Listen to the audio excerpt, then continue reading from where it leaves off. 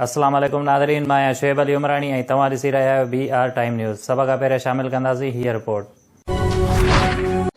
बिलावल भुट्टो ज़रदारी ख़बरदार कंदे चयो आहे त वफ़ाक़ी सरकार कोरोना वायरस सबबि बयानियूं तब्दील न कयूं त कोरोना सबबि कराची बि न्यूयॉर्क बणिजी वेंदो।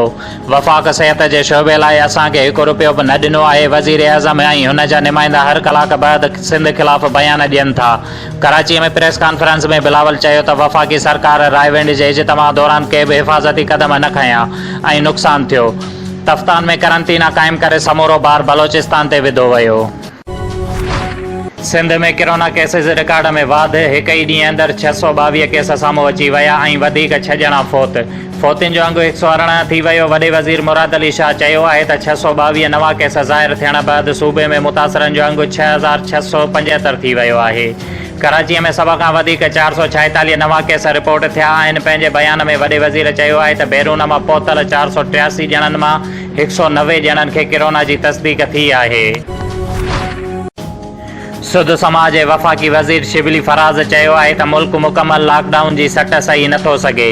अहिड़ो लॉकडाउन चाहियूं था जंहिंसां मईशत जो फीथो बि फिरंदो रहे। सिंध खे बि अहसासु थी वियो आहे लॉकडाउन खे इंतिहाईअ ते वठी नथो वञी सघिजे ऐं हुन वधीक चयो त मुकमल लॉकडाउन जो फार्मूलो अमेरिका में बि नाकाम थी चुको आहे। समूरे सिंध में नमाज़ जुमा जे ॾींहुं वॾे इज्तिमा खे रोकण जे लाइ 3:30 बजे ताईं सिंध जे मुख़्तलिफ़ शहरनि कराची, हैदराबाद, नवाबशाह, सईदाबाद, नौशहर फ़िरोज़, बिरिया रोड, दरिया खान मरी, कंडिया रोड, सखर ऐं ॿियनि इलाइक़नि में मस्जिदुनि जे ॿाहिरां पुलिस ऐं रेंजर्स जो सख़्तु पहिरो। नमाज़ जुमे जे लाइ 5 माण्हुनि खे नमाज़ अदा करण जी इजाज़त। दुकान ऐं समूरा कारोबार मुकमल बंदि। मोरो जे बाईपास टाउन में ट्रांसफार्मर फाटी पियो। धमाके सबबि ट्रांसफार्मर जे तेल मां बाहि जा शोला। धमाके जे ख़ौफ़ हिरास सबबि शहरी घरनि खां ॿाहिरि निकिरी आया। राति देर सां बाईपास फाटी पियो ऐं बार बार फ़ोन करण बावजूदि गिर्ड स्टेशन बिजली बंदि न कई। सिपको इंतज़ामिया जी एमरजेंसी बि बाहि विसाइण में बर वक़्त का बि कार्रवाई न कई। शहरनि पाणी ऐं मिटीअ सां अधु कलाक में बाहि ते ज़ाब्तो आंदो। सिपको इंतज़ामिया जी नाअहलीअ ख़िलाफ़ आला इख़्तियार फौरी नोटिस वठी कार्रवाई कनि। कमिश्नर कराचीअ जे हिदायतुनि बावजूदि कराची सदर जी मोबाइल मार्केट जूं दुकानूं खुली वयूं। हिदायतुनि मुताबिक़ को बि दुकान जो शटर न खोलियो वेंदो। ऑनलाइन कारोबार करे सघिजे थो।